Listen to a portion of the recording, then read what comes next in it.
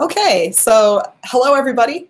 I'm very excited today to kick off our Summer of Evolution book club. So this is normally at MicroJC, what we do is, as the JC indicates, we are a journal club. So about once a month during the academic year, we'll get together to talk about a paper. In the summer, however, with the possibly false idea that we have a little more time to read, that might be just a hopeful dream, but the idea being in the summer that we've got a little bit more time, and so we actually take on a book club instead of a journal club. So this summer, this is our fourth summer doing this, which I'm very excited about, and this summer's theme is evolution. And so we are starting out very appropriately with this book, Life on a Young Planet by Andrew Knoll. And so this is talking about the first 3 billion years of evolution on Earth. So I can't think of a better place to start with an evolution book club with the very beginning of the evolution of life. And I'm really excited to talk about this book. Before we launch into it, I think we'll do some quick introductions. So my name is Laura Williams. I'm an assistant professor in the biology department at Providence College in Providence, Rhode Island. And then right next to me in the little panels at the bottom is Phoebe. So Phoebe, if you'd like to introduce yourself. Hi, I'm Phoebe Cohen. I'm a professor in the Geosciences Department at Williams College, which is a liberal arts college in Western Massachusetts. And I'm a paleontologist, and disclaimer that this book was written by my PhD advisor. Yes, and I just point out that Phoebe came to visit us this spring at PC, and she gave a really fantastic seminar about some of the topics that are in here, her research that intersects with these ideas about the evolution of life and kind of deep time in Earth. And it was fantastic, and everybody here was really excited because it was the concepts that we try to get across to our Gen Bio students, and they kind of roll their eyes at us, and we're like, yes, everything she's talking about, you have to know this. So. And so I'm glad that you're here to talk to us about the book too. And then next to Phoebe, we've got Nicole. Nicole, do you want to introduce yourself? Certainly. I'm Nicole Sook. I tweet as Old Dusty Job Hunter, and hopefully someday I'll return to tweeting as Old Dusty, but we'll see how it goes. I am currently a research associate in the Natural Resources and Environmental Studies Institute at the University of Northern British Columbia in Prince George, British Columbia, Canada. And I really enjoyed reading this book as somebody who cannot claim that I've ever taken an evolutionary biology course in any of my education, to be honest. So it has been really, really good for thinking about sort of the old-timey stories of microbiology and thinking about deeper branching lineages, and also thinking about disciplines that are really rooted in trying to find decent proxies for processes, which echoes a lot to me because there's a lot of stuff we do in soil biology that's based on the same types of approaches to measurements. Yeah, that's a great perspective. I hadn't thought about that, but that's an excellent point. So what I'll do is I'll start out by giving a little bit of an overview, and I'm not going to talk for a long time because, you know, you could just read the book rather than listening to me overview it for you. But I think one of the things that Nicole and I were just discussing this before we came online. In the past, when we've done book clubs in the past, we've done symbiosis, microbiology, and genomics. And these are topics that I feel like I have a good grounding in. I've taught courses on all of these topics. And so when I'd read those books, I was like taking notes and kind of coming out with like highlights of things I wanted to say. And I started this book and I thought, oh man, this is way out of my wheelhouse. And so I kind of stopped taking notes and I just kind of let it kind of wash over me, I guess, because I think it is a gap in my training. I'm a microbiology PhD, but we didn't really talk about early microbiology. And so this is something that I've always thought I need to know more about this. And I kind of feel like, I think that maybe where I am is the target audience for this book. Somebody who's got a science grounding, a background to kind of understand the concepts that we're talking about and the approaches that are being used, but maybe isn't really familiar with the fields and the questions that they're asking and the way that hypotheses are formed. And so for me, I think one of the most interesting overarching features of this book was how he broke down the thinking about constructing hypotheses to address different events. There's a lot of discussion about, for instance, like the role of oxygen in the evolution of life throughout different time periods, and asking questions about, one concept is the idea of the oxygen revolution, so that there's an increase in atmospheric oxygen over time in Earth, and then that led to a lot of different changes in biology. And he walks through kind of different hypotheses, how you test them, the way you kind of understand these, what are the different scenarios that would lead to these different outcomes in terms of oxygen, and then what would you see as a result, or what can't you see because of the limitations. And seeing it broken down like that was really, really interesting to me. I'd mentioned to Nicole too that I feel like sometimes, especially from a student perspective, you look at deep time and they start to kind of think about it as history instead of science. And this was a really great way to see all of these questions treated as they are, as scientific questions that you can make hypotheses, address them, readdress them, find new techniques, get better data, get different data. And I really appreciated that. One thing I wanted to, Phoebe is with us, and I wanted to ask her, because she is in this field. This book was written in 2003, and so I'm kind of curious, Phoebe, if you have any thoughts about kind of where are we now? There's a new I've got the edition with the preface where he kind of says, well, it's more or less kind of generally speaking, big things are the same. But do you have some thoughts on kind of where we are since this book first came out? Sure. I'll just preface that by saying that this book came out in 2003, which is the year after I finished my undergrad. And at the time I was working at a natural history museum and figuring out where I wanted to go for grad school and what I wanted to do. And this book basically convinced me that this was the area that I wanted to study, and that Andy was the person that I wanted to work with. So I hounded him incessantly until he agreed to take me on as a graduate student. So it has a special place in my heart as a result. And I actually grabbed the wrong copy. I meant to grab my original copy, which has all of my very enthusiastic 23-year-old self notes in it. So I have a copy that I bought for my students. But I think Andy's right in the preface that the big picture things haven't really changed. I think that a lot of the details of the sort of latter half of the book, probably, like the fossil record of early eukaryotes, some of those things have changed, and some of the details of the geochemistry, our understanding of oxygen, for example, and this thing called the Canfield Ocean, which Don Canfield hates. It is named after him. He feels very embarrassed by that. It was not his decision. I think it was Andy's. But some of that has changed. But the big picture, sort of broad, brushstroke story hasn't changed dramatically in the last 15 years or so. Do you want to tell us a little bit about what you're doing in this field, kind of your research in particular? So let's see. I think sort of chapter 9 and 10 would be my domain, which is the evolution of eukaryotes. The early eukaryotic life was just chapter 9, and then chapter 10 is animals take the stage. That hasn't changed in the other edition, right? I don't think they actually changed chapter names. So I'm a paleontologist, and I work on the fossil record of life before animals. That's mostly single-celled eukaryotes and some multicellular eukaryotes. So my work really tries to flesh out this story of what early eukaryotic life was like and what eukaryotic clades were doing, evolutionarily speaking, leading up to the evolution of animals and early animal life.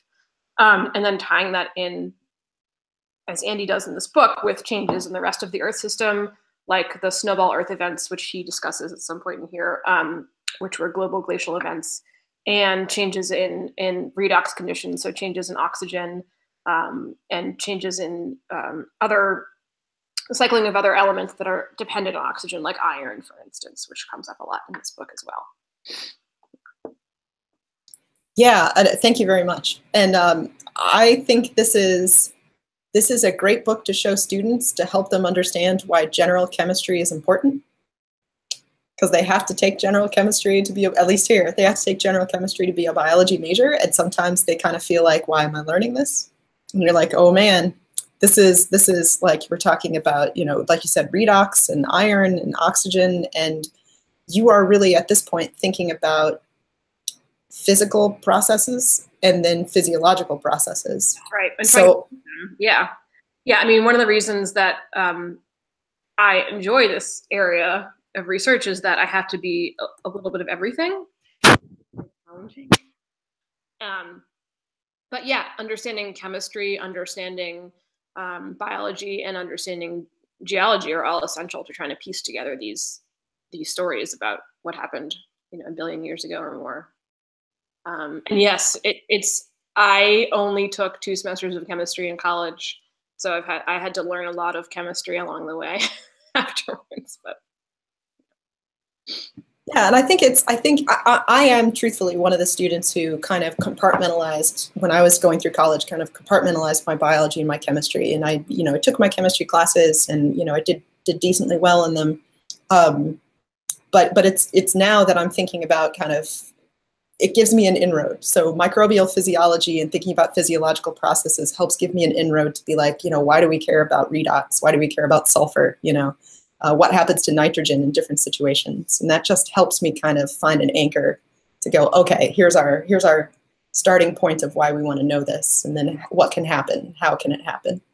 And that's one of the things I really liked about this is that I think I mentioned this earlier, but many of these hypotheses, how you test them requires you to think about what's a physical way that this could happen versus what's a physiological way that this could happen. So you get a signature, you get what you're going to say is maybe a biomarker, but then you have to figure out the alternative hypothesis of could you get this from a purely physical process?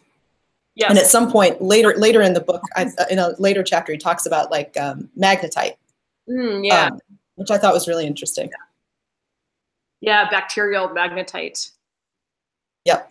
And then I think somebody had done an experiment where they figured out how to get crystals to form that looked like they'd formed from physiological processes, and I was like, oh, that's really interesting. Yeah. So Nicole, I haven't popped to you yet. Do you have like overall thoughts about the book before we kind of launch into it in a little more detail? What was your experience reading this book? My experience reading this book was periodically being angry because I had the digital format and I couldn't look at the color plates as readily as I wanted to, because sometimes when they're in the middle, you can just go to them. But I thought it was interesting to read the book because it kind of felt like you were sort of on this street called, like, you know, Paleobiology Road, and then every now and then you'd hit like this intersection that was like, we are now at the corner of isotope geochemistry and paleobiology. We are now at, you know, the corner of thinking about kinetic isotope effects and cellular biochemistry and paleobiology. We are now at the intersection of thinking about cyanobacterial morphology and paleobiology. And it's just like, this book is just stacked with some really interesting teachable moments that are like kind of really nice, thinking about the fact that you, Laura, and myself have taught like 100 or 200 level microbiology, and bringing in these pieces that actually provide these nice small stories, but these nice collections of just data and qualitative descriptions for students to work with and think about the concepts we've taught them and think about how to use information. And the other thing I found with the writing, this book was dense for me, and it wasn't helped by the fact that I had decided to read it 2 weeks before this was going to happen, or less. But I really, really appreciated how the author kind of, and you don't see this in research papers a lot, where like every underlying assumption was kind of almost on his sleeve with respect to like, what are the limits with which we can interpret this data? And thinking about sort of those things he was referring to, as far as if a cyanobacteria kind of looks and quacks like a cyanobacteria back in the fossil record that we're looking at, are we really talking about cyanobacterial properties that are still extant today? And just having to wrap our heads around the ideas that these were still very different environmental contexts, and that wholesale assumption about all of the physiological mirroring of what we see today still has to kind of be held back somewhere. And I think it's really, really nice to get a piece of writing where there's the space to kind of watch the thought process and the reasoning be laid out, but also have, you know, the space to put all the caveats in so that we understand. And this is going to sound really romantic, but I mean, obviously with endosymbiosis, which kind of exemplifies how fractured and fragile our epistemologies are, and they always will be. And they always will be in this discipline because we're looking backwards or trying to. Yeah, there's a saying that my one of my other graduate mentors used to use all the time, which is the past is the key, or sorry, excuse me, the present is the key to the past, except when it isn't. So, you know, as paleobiologists, we rely on modern biology to help us interpret what was happening in deep time. But as you say, there are limits to that, right? Like, you know, a cyanobacterium that lived, you know, 2.5 billion years ago, it might have been doing photosynthesis, but it's not the same as cyanobacteria that are living today.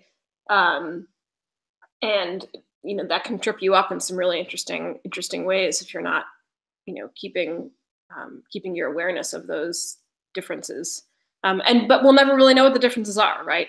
So that's the other challenging thing about this work is that, you know, we don't have any genomic information. We don't have information on what proteins these organisms were producing. Our ability to really dig into their physiology is really limited. I think Annie does a great job in this book of highlighting all the really interesting and creative ways that people have come up with to try to get at these questions. And there's some really cool work that's been done. I think one of the things that's been updated since this book is that the resolution of many of our isotopic instruments is now small enough that we can look at, say, the carbon isotopic composition of a single microfossil, or look at nitrogen isotopes in a single microfossil. And that is a relatively recent sort of analytical breakthrough that wasn't available to us even a few years ago. Yeah, and this was a good, for me, and I'm not going to claim that I have a grip on it completely, but this was one of the first times that I started to kind of, because it doesn't, isotope signatures and how you use those to kind of interpret what's going on is not something that intersects with my area of research. So it was something that I would run across and I would think about, but I don't think it was something that I ever really felt like I grasped.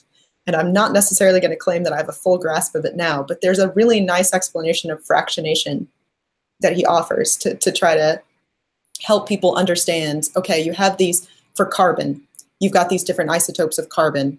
There's going to be proportionally differences in the amount depending on what's going on. And so this is how you kind of, and I feel like all of these concepts, I agree with Nicole that it was dense, but I don't think it was dense in that there was a lot of information, but it wasn't dense as the information was explained well. So it wasn't dense because the information wasn't explained well. It's just there's a lot here. So I feel like I could almost go back, and if I had time, I could go back and read it again and then be like, okay, like now every time you'd get a little bit more. Because at times when I was reading some things, they were honestly the first time the concepts were like, oh, okay, yeah, okay, now I understand why that's important. Although, maybe, Phoebe, I'm sure you can answer this. What is a chert? I don't actually know what chert is. And he used it so many times and I got lazy and I'm like, what is chert? I wish I was at my office because I could show you a piece. It's microcrystalline quartz or silica. So it's basically glass that forms in sediments. And because it forms relatively soon after sediments are deposited, when they're still sort of wet before they've been turned into rock, it basically captures anything living in the sediment or anything that has died and fallen into the sediment, and then it solidifies into glass. And so then we essentially take those chunks of chert and make slides out of them, thin slices of the rock, and we can look at the microfossils in them. And so it preserves things that don't make hard parts. So cyanobacteria, for example, I think that some of the photos in the middle of the book are probably of cyanobacteria or inferred cyanobacteria preserved in cherts. Yeah, a bunch of them are. So rock that or glass that forms in mud. There you go. Thank you. That helps. That definitely helps. And I'm sure that was in here somewhere, but I got lazy. There's a lot. There's a lot. This book is very dense. There's a lot in here. And while it is sort of a popular science book, I think that a lot of it does require some background. I mean, I use this as a reading, as a course reading for my upper level undergraduate course. I think for very intro level students, it's a little bit too tricky for them. Yeah. Yeah. I feel like this would be good if, for me, in terms of teaching Gen Bio, I think this would be a good resource that you could pull things out as case studies and kind of adapt them to address where Gen Bio students, like incoming freshmen, where they are. And then, yeah, absolutely, upper level courses, this would be great. So asking about CHIRT kind of gets me to one of the things I wanted to mention, which is it was really neat to read a book, because this book stops at the Cambrian explosion. So when most people think of fossils, they think dinosaurs, they think like Archaeopteryx, they think, you know, we're going to see these structures and it's going to be recognizable as an animal. And so it was really cool to read a book that was basically all about microfossils. So microbes that have, in one way or another, left their signature. In some cases, like there's these beautiful color plates, like so, where you get to see these really nice microfossils.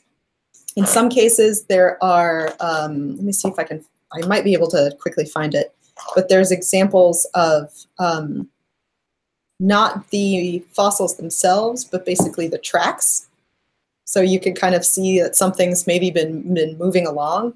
Oh, here's the one I wanted to show. Look at that. That's so cool. I mean, these are basically kind of what it says in here, and Phoebe, you can say whether or not this is still accurate, but these are listed as eggs and embryos of early animals. That is what, so they're from the Doshanto formation, so they're usually called the Doshanto embryos with air quotes around them. One of the most contentious groups of fossils in our subdiscipline. There have been a million papers written about whether or not they're truly animals, because the cleavage that is shown there doesn't actually match up to any known animal embryology.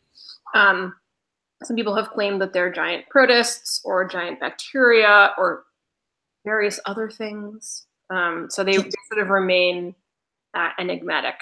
Do you have an opinion? Do you have a side you come down on? I think that, so one of the concepts that comes up a lot in paleontology, and especially when we're going back this far in time, is STEM groups. Mm-hmm. Are you guys familiar with that term? Mm-hmm. Yeah, so I think it's very likely that they're embryos of a STEM group animal. So, you know, we have all of the phyla that we have today originated in a relatively short period of time, which is what we call the Cambrian explosion. But, you know, it's very likely that there were other, you know, branches of the tree of life that became multicellular that never made it, right? So that's what I think. So STEM group animals, embryos. Yeah, I thought I would show this because I thought this was this kind of explains the STEM group idea, that you've got your STEM groups there and then your crown groups that come off of them. And that was helpful for me. I was like, oh, okay, I understand what you mean with the STEM group, crown group. It's a concept that we use all the time, but modern biologists are like, why? Because STEM groups are by definition extinct, so. Right, yeah. Yeah, Nicole, did you have thoughts about the fossil, the microfossils? Well, first of all, I'm glad that we discussed the STEM group thing, because Luke actually asked me about that yesterday, and I was happy to understand now that the explanation I gave him mirrors what was said by both you and Phoebe. So I don't have to worry about apologizing profusely to him later. But the fossil thing, so the chapter that kind of is addressing the eukaryotes, I really thought about that with respect to where my intro microbiology course started, which is the ground rules that we try to give students about why eukaryotes in size and morphology are a little different from bacteria. But then it's just like, well, we can't necessarily find things in a fossil record that we can say confidently are that shape, you know, and if you've got eukaryotes engulfing eukaryotes, as some models of endosymbiosis go, then things might look very, very strange in some of those incarnations when they were around doing their thing. So I was very happy to eventually see the vase-shaped microfossils in there. They're actually quite pretty. And it was good to kind of see, you know, that textural match to the description. It's really, really interesting to kind of think about a discipline where you are so by necessity divorced from you know the ideas that are our image culture of what a eukaryote is supposed to really look like, because organismal biology is always centered on those forms explicitly from the get-go, and now it's kind of relying on what's left or the impressions of what's left to kind of decide, are they fitting into this particular category that we've given them or not. So I think it's just one of those things that I very much as an outsider really, you know, appreciate, because those limitations hit in every field to some extent, because there is a lack of precision for some very specific things. So I think that sort of is where I got in my brain with that, along with a lot of other stuff, you know, in this sort of looking backward with what we have today kind of approach. Yep, that makes sense to me. Yeah, the vase, let me, oh, I had it. Where did it go? It is really pretty. Come back, there you are. Is this one? Yeah, okay. Yeah, there's lots of great pictures in here. So what I thought I might do is kind of, for people who maybe haven't read it, we can kind of just walk through it in big sections, not like page by page. But just to see if anybody had any thoughts about it. First of all, this was super helpful, because this is like, I thought this was the equivalent of like science fiction and fantasy books when they have the map in the beginning. You're like, oh, thank God, now I'm going to know where everybody is at all times. And this is like the map at the beginning of your of your book. And to be honest, this is probably the best that I have kept track of period names, because I tend to get those wrong. So in terms of kind of walking you through like the age of the Earth and so forth, we're essentially kind of starting at the Archean eon, which is not named after Archaea, which he makes the point of, but it just means it's really old.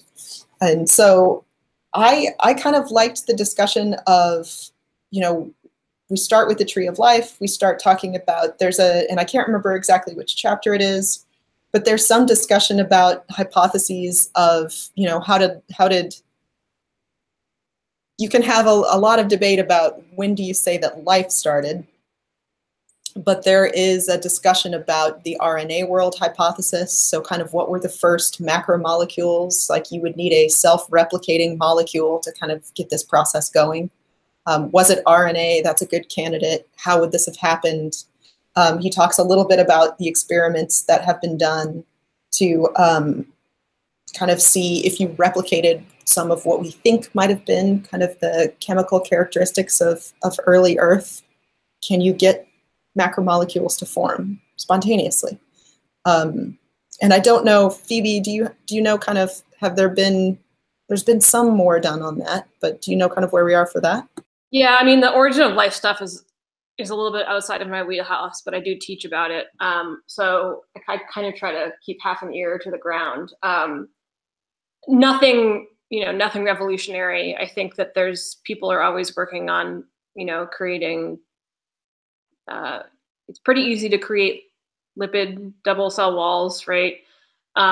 And it's pretty easy to sort of create situations in which nucleic acids will get together and even replicate. But people, you know, have been focusing on the little bits and parts, right? Like how do you synthesize the nucleic acids and how do you get them into, you know, to link together to form proteins and stuff like that. But, or get the amino acids to link together to form proteins. But I think no one has really been able to fit those pieces together. And my understanding of the field is that people are still trying to figure out each individual part and haven't really come up with any very satisfying ideas. One of the ideas, which I don't think he talks about in this book, is the white or gray smokers. He talks about black smokers in here, I think, sort of like hydrothermal vents as a site of the origin of life. And since then, we've done a lot more exploration, like Alvin, all those submarine, those deep sea submersibles have done a lot more exploration and found these spots that are sort of off the ridge axes. So they're not like really, really hot, but there's still a lot of water moving through the crust and picking up all sorts of interesting chemicals along the way. And so that's a new area that people are exploring in terms of a place where you have sort of an energy source from the crust, but you don't have these extreme conditions or extreme temperatures, and that might be a new area for sort of origin of life stuff. Yeah, that has to be a challenging field, just because you I imagine every finding is contentious. It's hard. And talk about chemistry, right? I mean, it's just like really intense, organic chemistry. I have a hard time making my way through a lot of those papers. Yeah, and it feels like that's the type of field where you can set all this up and you could do these experiments, but then somebody could very easily challenge your basic assumptions, your basic framework, and then you're sunk. Right, and I think where like geologists come into that is like, well, what people still don't really even know what the conditions were, right? Right. Like, what was the composition of the atmosphere? We're still trying to figure that out. So I think like that makes it even harder, is because we don't have a lot of constraints on what the planet was like that far into the past. Yep. And then, so Nicole, thoughts on the Archean eon? Oh boy, back in the day. that era. I can't say anything with precision. I just want to make the comment that I was briefly tickled that he did give a nod to the whole messy rat's nest of biochirality and its origins in the book, which is stuff I always find a little fascinating, because I am trained as a biochemist. So we're always looking at sort of the fancy, fully functioning stereo-selective things if you've got an enzyme going on, but why the handedness that we got now is the handedness that we got. I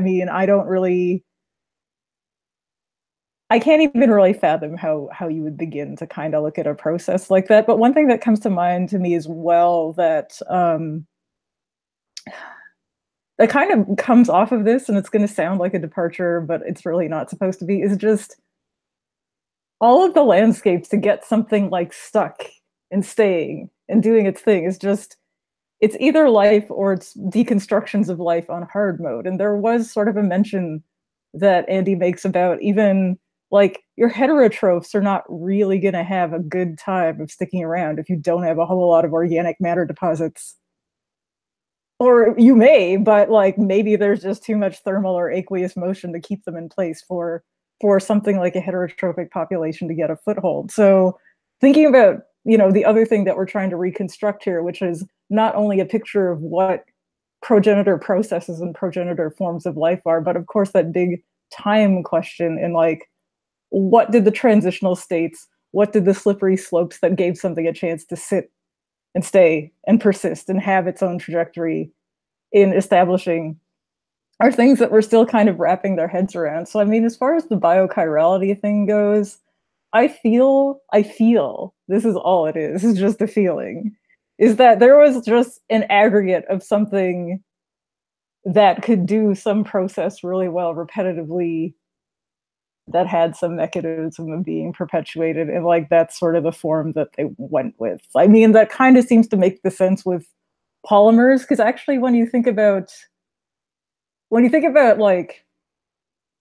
like reactions that generate a mixed population of stereoisomers, so you've got the mirror images, it's actually incredibly hard to actually develop purifications to separate those, because you have to come back with something that's actually pulling out one versus the other. So I feel like this is one of those things where whatever there was more of probably won. That's my guess. But it's an interesting thought experiment, and it's also a really nice way to bring chemistry students into thinking about the biology, because sometimes I think when you teach from sort of the chemistry side of things, understanding why it's probably affecting the manifestations of biotic systems turning out the way they are, it's frequently a missed opportunity for engagement. And I think I like the fact that some of these topics are being addressed as well, which is nothing to do with the Archean era per se, so it is a diversion. But I can't remember if he brings it up in this book or not, but one idea about the chirality is that if you actually go out and look at, so you can find amino acids in meteorites that are formed, without via non-living processes. And that if you go out and measure all of them, there's like a 60 to 40% in terms of their chirality.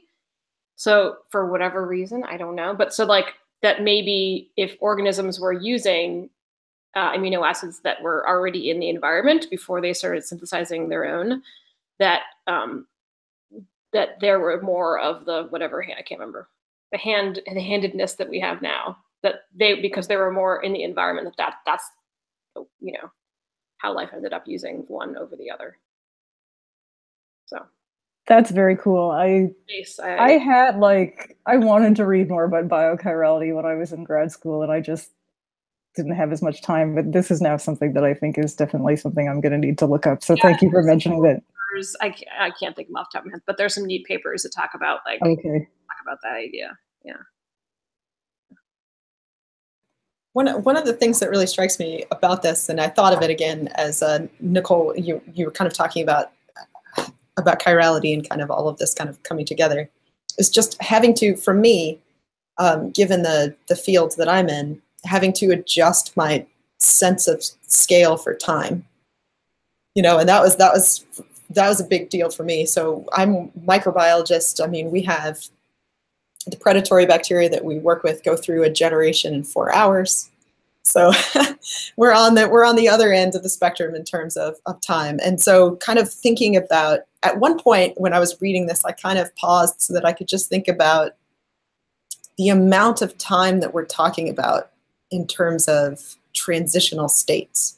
Because I think, and he makes this point a couple times, but it's just, I feel like for people who are working with existing systems, even if you think about ecological time, even if you're thinking about evolutionary time for extant taxa, you're nowhere close to thinking about the kinds of timescales that we're talking about here. And I always kind of had to remind myself of that a couple times. And it's a little bit wonderful to think about kind of how long the Earth spent in these different phases. And then as you're talking about transitions, like there's a lot of discussion kind of starting in chapter 6 and so forth. Oxygen comes, we've already mentioned this, but oxygen comes into this a lot. And there's a lot of discussion about low oxygen versus what we know now, and then the transition between this, because I think it always gets taught as like, and then there was oxygen, and then stuff breathed. And then you're like, oh.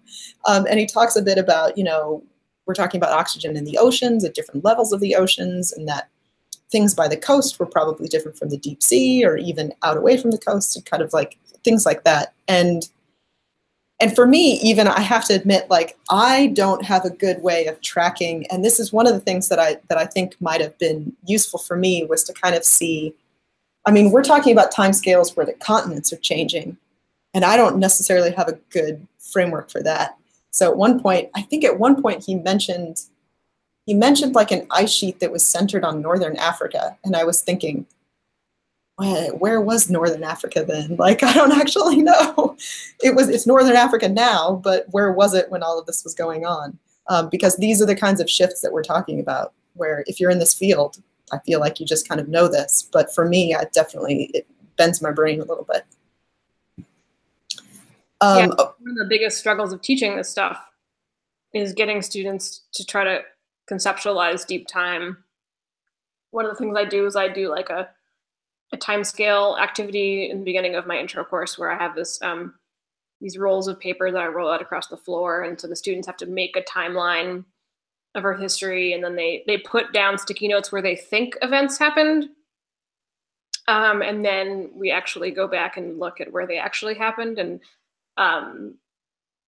they always compress things to be much, much, much younger than than they truly are, which I find really interesting.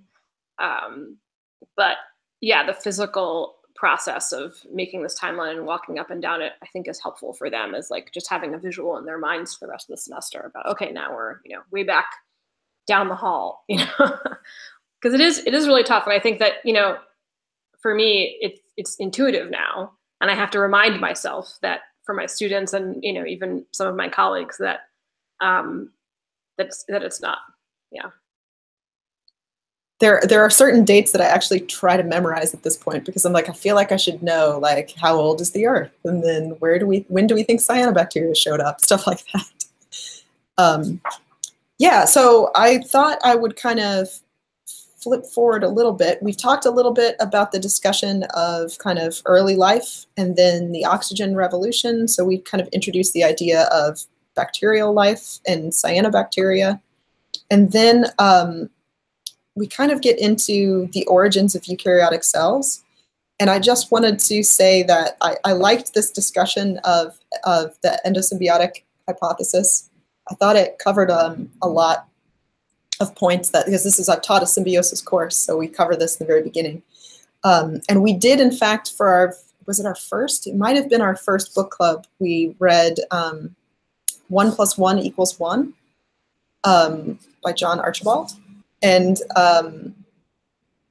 it is an excellent book that kind of just goes into, it basically takes the chapter, I think it's chapter 8 in this book, about endosymbiosis and just blows that up into a whole book, which is really nice because it just discusses all the different hypotheses about the origin of eukaryotic life. So the acquisition of mitochondria, when and how did that happen? And it's, from my understanding, there's still kind of two contentious hypotheses that compete with each other a bit, one of which says it was already a eukaryote, and one of which says, nope, it was an archaeal cell and a alpha proteobacterial or a proteobacterial cell that kind of had a little symbiotic relationship, but then one of them ended up inside the other. And I think that's an interesting topic in its own right, just because you have to think about, if you were going to engulf something, what would you already need to be able to do to be able to actually kind of ingest a bacterial cell and have it turn into the mitochondria? That one point is such an, I mean, it's the origin of all eukaryotic life, and it's an amazing kind of, from what I understand, the hypothesis is still that it was a singular event, that this is not something where it had happened multiple times, that it really was just one, and then everything radiated out from that. As up to this point, I don't think we have discovered any eukaryotes that lack evidence of a mitochondria at all. I think all of them either have the mitochondria or there's clear evidence that they had it at one point. Anybody have thoughts about origin, that kind of the endosymbiosis? It's like chapter 8, kind of we start talking about where eukaryotes come from. I mean, I remember in high school when I took AP biology, there was like a little box in my textbook about Lynn Margulis and the endosymbiosis hypothesis. And I just remember being so excited to A, read about a woman for once, and B, just the whole idea that that's where eukaryotes came from. And so it's always been something that's really fascinated me, even though it's not something that my own research has really been involved with. And I feel like, again, it's one of those things where it's like, this is where we really rely on, you know, modern biology and genomics to help shed light on this process. Because, you know, as paleontologists, we're never going to see this happen, right? So, you know, as you said, it was a singular event.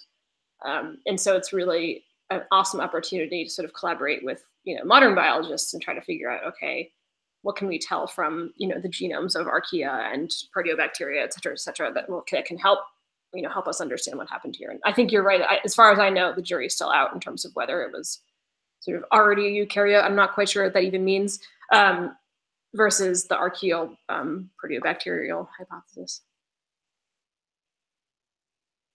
Yeah, it seems like, and I don't think he mentions this in great detail, but it's, a lot of this was debated, and then Carl Woese did the ribosomal RNA oligotyping that just pretty much sealed it.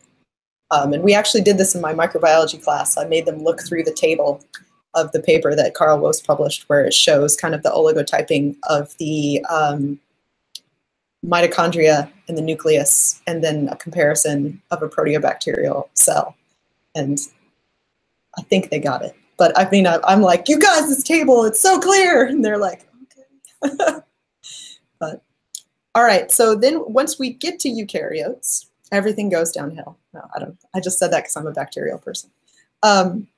So once we get to eukaryotes, we have microbial eukaryotes that kind of get introduced, and then we're kind of thinking about what's the role of microbial eukaryotes in shaping the environment, but then what role does the environment have in shaping life? And I think that was a point that he returns to quite a bit that I appreciated, that he gave this a lot of emphasis, was the idea that all of this is intersected, and he kind of mentions this as Earth system science. The notion that these are feedback loops, basically. You've got physical processes happening, you've got geological processes happening, especially on the scales that we're talking about, and then you've got biology that's intersecting with these, and kind of there's a feedback back and forth, which I really liked. Phoebe, where do at this point, because you came and talked to us about predation in particular. So at what point do we think we're getting predatory eukaryotes? Once you've got some eukaryote lineages doing their own thing through making energy, and then something else comes along to take advantage of them? Yeah, so the oldest evidence is about 1 billion years old now. So if you go to like chapter 8, which is origin of eukaryotic cells, right?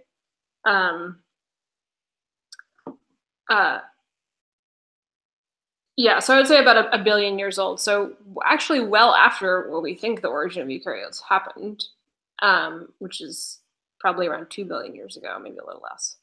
But that could just be a product of the fossil record. I mean, I think Andy does talk about this in this book, because one of the challenges of this discipline is that there's not very many rocks, well-preserved rocks of these ages left on the planet because of subduction of continental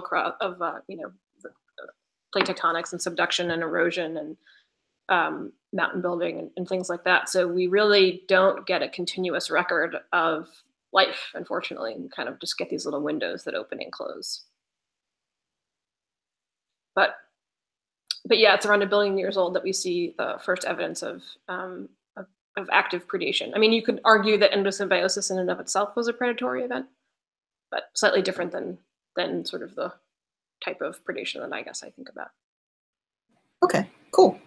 And the VSMs, those pretty VSMs that you showed, they're predatory. They're the shells of predatory amoeba. So they themselves were some of the. Oh, these ones? Yeah. So yeah, they're like the oldest fossil evidence of a definitive like predator. Something that we know was a predatory eukaryote.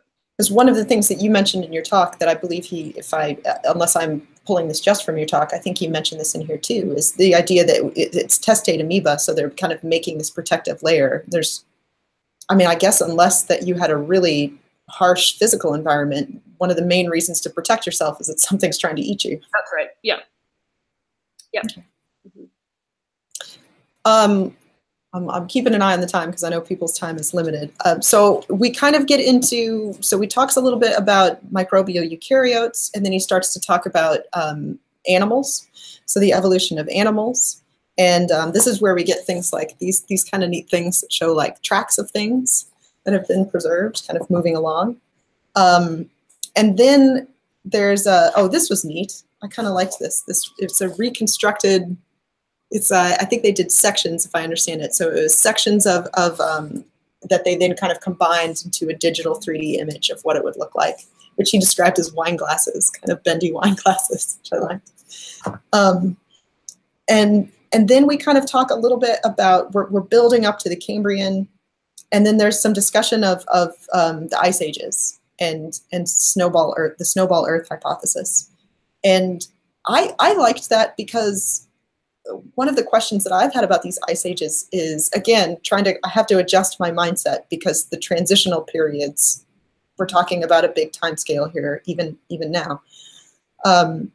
but I liked that he spent a lot of time discussing what would be the precipitating events to start an ice age, and then what would be the precipitating events to get you out of an ice age. Because that was something that I've always wondered, kind of not only how did it start, but then, how did you get back out of it? And it sounds like this is an active area of research. According to the book, there's no one explanation that anybody is sold on completely at this point. There's different people arguing different things. But it sounds like there's people have shaped some ideas about kind of what would be happening and what would be necessary for different hypotheses to work. I don't know, Phoebe, do you have any insight on where we are with Snowball Earth? Yeah, Snowball Earth is another one of these topics that, the Snowball Earth hypothesis was really only put forward in the early 90s. So it's a relatively new idea. And there's been a lot of controversy and a lot of research into it. And still new ideas coming out all the time. One of the things that we now know, which we didn't when this book was written, was just how long the events lasted. So the first one lasted tens of millions of years, which is really crazy to think about. Like, tens and tens of millions of years of ice over almost the entire planet. And yet eukaryotic life survived and persisted through. And so that's one of the things I actually am working on now, sort of trying to understand that. There's actually a paper that just came out by my postdoc advisor and some students in his lab looking at like dirty ice on Antarctica. So it turns out that, if you go down to Antarctica, there's actually a ton of even eukaryotic life living in freshwater pools on the surface or within the ice itself.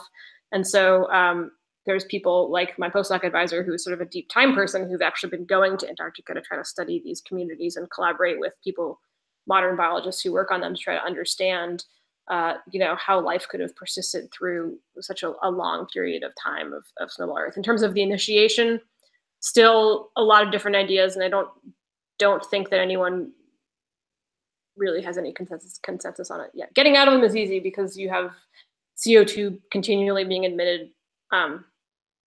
Easy. The mechanism is relatively straightforward because volcanoes are going to be volcanoes no matter what's happening on the surface of the Earth. They're very reliable, and CO2, other greenhouse gases, are a byproduct of volcanic eruptions, which warm the planet. Nicole, any thoughts about Snowball Earth? This was I'm getting us into chapters that I know you already admitted you kind of whizzed through, so I don't mean to put you on the spot. I think I was just okay. So I guess my question about dirty ice or like places where a eukaryote can kind of get by. So I mean, you've kind of addressed the whole, there's some CO2 in the place. I'm kind of wondering about solute concentrations that would keep things liquid enough that you could actually have your influx of substrate. So like, I guess that's my open-ended question for Phoebe, is just like parts of the Earth that were, full of enough dissolved things to keep stuff moving in maybe pockets during Snowball Earth. Yeah, the other thing that I struggle with is the fact that, like, if we're talking about ice and the surface pools and the surface of ice, that's all pretty much freshwater. Whereas, like, life until now is mostly marine. There is some evidence of that some of these fossils are actually in lakes, but that's a big thing I think from like a physiology standpoint. Like, marine organisms, you can't just like plunk them down in fresh water and walk away. Like, that's not how it works. So I think that's still a big issue that that needs to be resolved in terms of how we imagine life adapted and dealt with these conditions. So yeah, you're totally right. There's a lot of questions. How are nutrients being obtained? And if there was no continental weathering of material, like, where was your phosphorus and your nitrogen coming from and stuff like that? Yeah. Big problems. And I don't think I fully appreciated that the Snowball Earth hypothesis was relatively recent. It probably was mentioned in the book, but I just kind of glossed over that fact. And it was like considered completely insane when it was first proposed in the early 90s by Joe Kirschvink, who was kind of a nutty guy. But yeah, then more and more evidence, it was a lot of evidence that people had already had, but they hadn't really put together. That was really Joe's contribution, was to look at evidence of glaciation from the rock record that was found at places that we know were at low latitudes, based on paleomagnetic data, which can help us figure out what latitude continents we're at, which is how those continent reconstructions are done. Right, right. Yeah, I remember that mentioned now. So, you know, ice at the equator, all over the world. Yeah, and you touched on this already, but one of the things that came out of that I was going to mention, but you already have, is the idea of, you know, one of the things people think about is we know there was life, we know there was animal life, so where did it hang out? Where did it shelter? Yeah. And what did we lose? Because, you know, a lot of stuff probably just didn't make it. Totally. I mean, it must have been a massive selective event, you know, just massive. And we know so, I mean, one of the reasons we know so little about it is because we study sedimentary rocks. So those are rocks that are mostly formed in shallow oceans, or preserved in shallow oceans today, and lakes and things like that. And that requires that you have erosion of material from the continents to deposit into those settings. And if the continents are covered in ice, you have no erosion. That's true, yeah. So you basically stop producing sedimentary rocks for most of the Snowball Earth interval until the very end. And so we really don't have a direct record of the events themselves. We have a window before and a window after, and a very limited window of the actual events, which is sort of crazy making for me. I'm like, oh. Yeah, I hadn't thought about that, but that's true. Yeah, yeah. Oh, that would be frustrating. And then just to kind of close out the very last chapter that he puts in there, which I appreciated, is paleontology and Astra. So thinking about astrobiology. So our planet and the life that we have on our planet and our hypotheses about conditions here, what can it tell us about if we're looking for life on other planets? And I have just seen the headlines, so I don't actually know the details, but isn't there something within the last week that there's been a report of organic matter on Mars? Yeah, and this is also coming out of my postdoc advisor's lab. Well, partially, he was involved in the project. Yeah, so there's a mass spectrometer on the on Mars Curiosity, the rover that's up there right now. It can only detect relatively small-sized molecules, but it's a gas chromatograph mass spectrometer. It's like a little mini GCMS, and there's also a little drill on the rover. So they like drilled into some powdered rock, made some powdered rock, and then analyzed it in SAM's sample analyzer on Mars. That's the name of the mass spec. And they found some organic molecules that were a little bit more complex than ones that they had found previously, which is pretty exciting. I mean, and they were found in sedimentary rocks, which is also really exciting, since that's where we find preserved, you know, biosignatures today on Earth. You know, there are certainly inorganic processes that could have made them. I think one of the things that's really exciting is that they were preserved, right? So like that indicates that it's a good idea to keep looking for these kinds of things with more sophisticated GCMSs on future rovers, is that these types of molecules are being preserved in Martian rocks, which we didn't know was even necessarily possible. It's pretty harsh environment, surface of Mars. There's a lot of UV radiation, atmosphere is really thin, blah, blah, blah. So maybe not evidence of life, but certainly like a big boost for future, you know, exploration that we should keep looking, which is cool. Yeah. Yeah, I hadn't had a chance to read it, but I was just from the headlines. I'm like, oh man, that sounds exciting. I don't know the details. It sounds great. It's like a bunch of spectra. It's like the paper itself is kind of boring. Oh, okay. You know, it's like, because like you said, you have to be so careful about these things, right? It's like, right. So like the paper is very dry because they're trying to be extremely cautious. And these things get sort of very easily blown out of proportion by the news media as well. So it's yes, good, solid, you know, organic chemistry work. Yeah, but definitely some exciting news. Yeah, very exciting for those of us who think about these things. Okay, so I think we'll close out. Does anybody have any closing thoughts about the book? It was fun to hear what you guys think of it. I mean, I feel like I only talk about it with my students or other people who are actually, you know, do what I do. So it was neat to hear the perspective of you know, shallow time microbiology folks. So I have to say that I now have, well, I haven't really had to acknowledge algal clades at any point in my life up to now. And I think I need to keep reading about those because that section of the book was pretty cool. But I just really enjoyed reading something like this that hit like on all of the things that I've studied as an undergrad, you know, the microbiology, the biochemistry. Now having to sort of think of, you know, being inserted into a department with soil scientists where I think about like my long time scale is thinking about organic matter that sits around for decades to hundreds of years. And this is a whole other story. So these ideas of thinking about persistence and thinking about things we can't measure directly again.